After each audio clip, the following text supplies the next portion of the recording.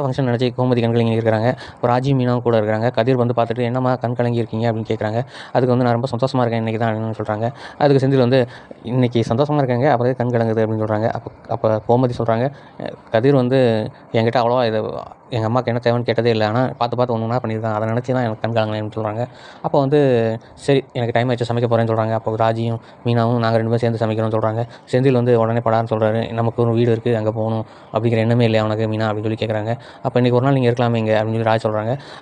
வேண்டாம் நாங்கள் எங்கள் வீட்டுக்கு போகிறோம் அப்படின்னு சொல்கிறாங்க. ஏன்னு சொல்லி கோமதி கேட்கும்போது, அவங்க வீட்டுக்காரர் வருவார், அதுக்கப்புறம் ரொம்ப பேசுவார்னு சொல்லி பாண்டியனை வந்து குறைவாக பேசுகிறாங்க. அங்கே என்னன்னா சக்திவேல் வந்து செம்பில் தண்ணியை கொண்டு வராங்க அவங்க வீட்டுக்காரமா, அதை தூக்கி போட்டு உடைக்கிறாரு. என்னடா அப்படின்னு சொல்லி அந்த அப்பா வந்து கேட்குது.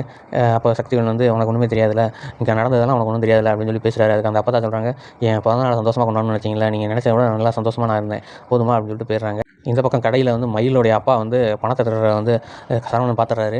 ஆனால் வந்து மயில் வந்து ஃபோனை நோண்டிக்கிட்டு கேர்லெஸ்ஸாக இருக்கிறாங்க. வந்து திட்டுறாரு மயிலை. ஆனால் வந்து மயில் வந்து நம்ப மாட்டேங்கிறாங்க. டெலிவரி கொடுக்க போகிறேன்னு சொல்லி சரவணன் வந்து மயிலோட அப்பா ஃபாலோ பண்ணி போகிற மாதிரி இருக்குது.